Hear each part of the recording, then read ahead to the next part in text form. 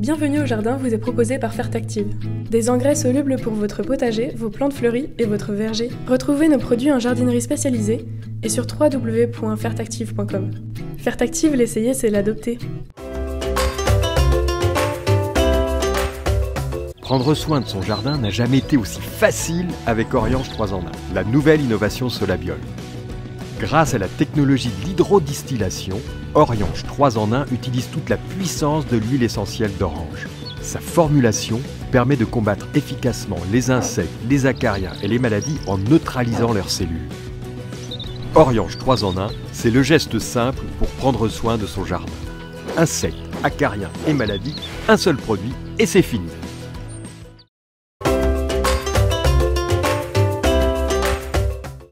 Plantez, plantez encore. Gardez le rythme. Allez-y, vous êtes doués. Mettre les mains dans la terre. Nourrir, partager, faire grandir. Surprenez-vous.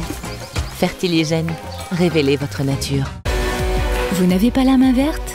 Alors prenez-en de la graine avec nos paroles d'experts. Je pense que vous avez pu le remarquer, nous sommes donc en plein cœur du printemps et c'est le moment où nous sommes, nous les jardiniers, excités comme des puces pour modifier notre jardin. C'est comme ça la puce? En gros plan, ça oui. fait taupe un peu, je trouve. Non, j'ai bien regardé, observé la puce et la taupe et il y a une vraie différence. Tu t'es entraîné devant ton miroir pour faire la puce, très très bien. Je disais donc que c'est le moment où on a vraiment envie de donner un petit coup d'élan à notre jardin, que ce soit au potager, que ce soit au niveau du jardin d'ornement, on va avoir envie de planter. Et cette rubrique Parole d'expert, elle va vous donner les conseils qu'il faut pour réussir vos plantations de printemps. Qu'est-ce que tu nous dirais de faire avant de commencer? Préparer son sol. Parce que c'est de là que tout va aller. C'est pas le geste de la plantation qui va faire que vous allez tout d'un coup avoir des artichauts extraordinaires ou pas. Non, c'est le fait d'avoir adapté le sol à la plante, l'avoir préparé, de l'avoir amendé, de l'avoir émietté. C'est ça qu'il faut quand même penser au sol. J'étais dans l'anticipation. Tu vois, si tu mets un rhodo chez nous, ça va pas le faire. Donc, faut déjà avoir une prise de conscience de quelle plante à quel endroit. Ça, c'est important. Oui. Et ensuite, ok, je prépare le sol. Ce que vient de dire Roland, c'est aussi très important, c'est qu'effectivement, attention de bien vous renseigner avant l'achat sur ce que vous allez planter. On ne va pas mettre les plantes de sol acide dans les sols très calcaires comme chez toi. Exactement. Sinon, on a des problèmes. Oui, on s'en rend compte assez rapidement. Alors, la préparation du sol, ça dépend de ce qu'on va planter, évidemment.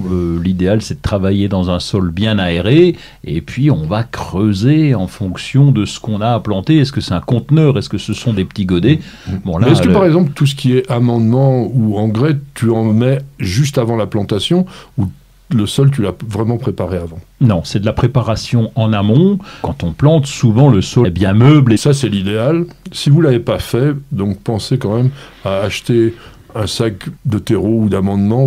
Terreau pour les petites plantes, ça va. Amendement organique plutôt pour tout ce qui est arbuste, etc. De manière à quand même créer une sorte de garde-manger pour la plante. Et puis aussi que les racines, elles se trouvent dans un milieu plutôt favorable, surtout si vous n'avez pas le sol absolument idéal. Est-ce qu'on fait un gros trou?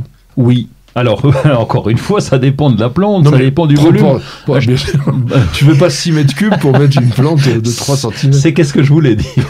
Le repère, c'est au moins 3 ou 4 fois le volume du pot. Tout dépend de la plante et tout dépend de la nature du sol. Parce que si j'ai un sol très lourd, très compact, je vais essayer de faire un gros volume. On a souvent cette erreur de dire je fais juste le volume parce que je suis un peu feignasse, juste le volume du pot, je pose dedans. Et là, t'as pratiquement rien. Et donc, c'est du béton d'un côté. Et il faut pas oublier que la plante, elle a été cultivée dans un terreau très léger. Les racines se sont développées facilement. Elles vont arriver là dans un sol très compact. Donc, pourquoi est-ce qu'on fait un gros trou? Tout simplement pour aérer la terre autour. Voilà, pour permettre aux racines toutes petites, toutes fines, qui vont se développer au moment de la reprise, de se trouver dans un milieu favorable. Je voulais justement parler de ce problème racinaire, parce qu'on voit aujourd'hui, quand on achète les plantes, elles sont dans des petits godets, souvent elles ont été cultivées dans ce qu'on appelle la subirrigation, c'est-à-dire qu'en fait, les pots étaient dans des endroits étanches dans lesquels on mettait de temps en temps de l'eau avec de la nourriture, et du coup elles développent énormément de racines dans leur godet.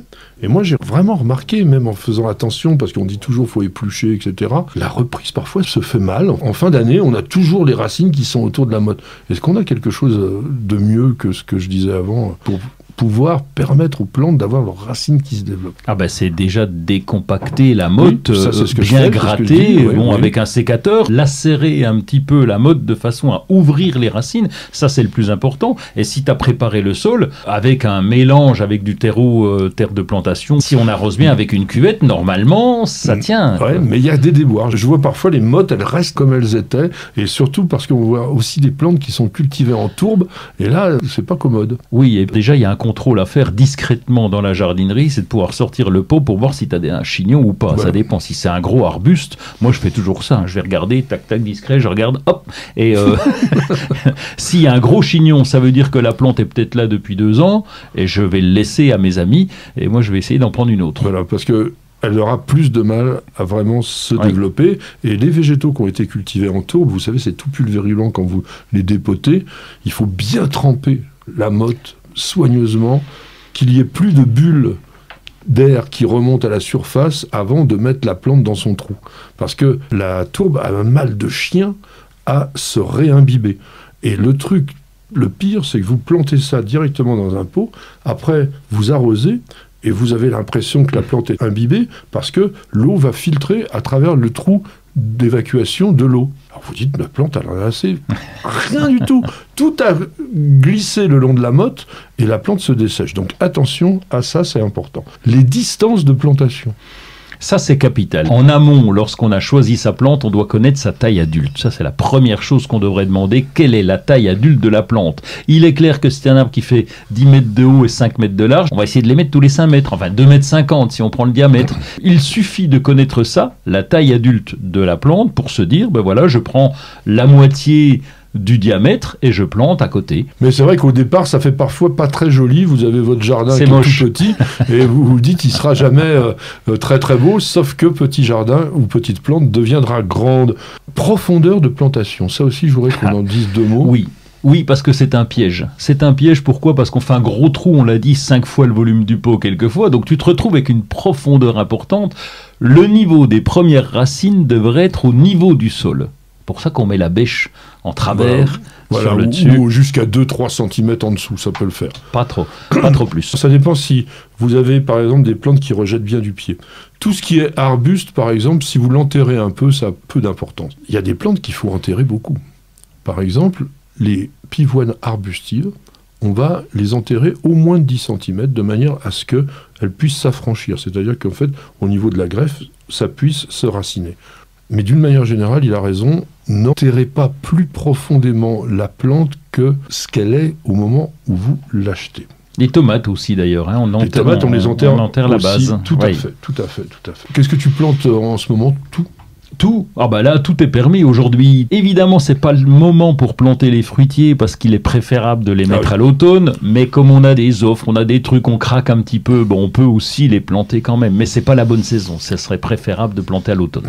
Alors, si vous plantez des arbres ou des arbustes assez importants en cette saison, mon conseil, c'est arroser tous les jours pendant les 8 à 10 jours qui suivent la plantation, de manière à ce que la plante, vraiment, elle puisse avoir ce milieu humide dont elle a besoin. Et ça m'étonne qu'il ne l'ait pas dit, mais il n'a pas dû y penser.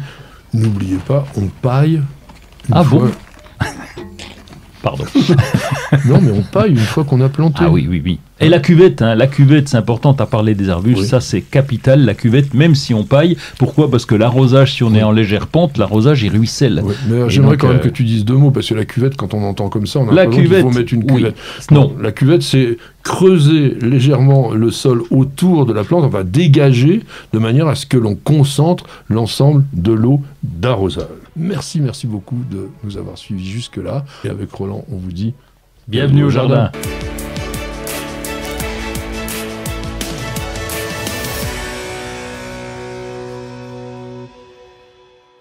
Vous avez écouté Bienvenue au jardin avec Fertactive. Des engrais solubles pour votre potager, vos plantes fleuries et votre verger. Retrouvez nos produits en jardinerie spécialisée et sur www.fertactive.com. Fertactive, l'essayer, c'est l'adopter. Merci d'avoir regardé notre vidéo, j'espère qu'elle vous aura fait passer un bon moment. Si vous êtes des passionnés comme nous de plantes, de jardin, de jardinage, de botanique, eh bien vous êtes à la bonne place. News Jardin TV produit énormément de vidéos différentes. Alors notre émission Découverte Jardin, tous les samedis notre podcast Bienvenue au Jardin, l'émission Planète Végétale, l'émission Jardiner ça fait du bien, vous avez de quoi vraiment vous régaler. Alors, n'hésitez surtout pas à appuyer sur la cloche qui se trouve en haut à droite de cette page et vous serez abonné gratuitement et ainsi tenu au courant de toutes nos nouvelles publications. Alors, à très bientôt sur News Jardin TV, bien sûr.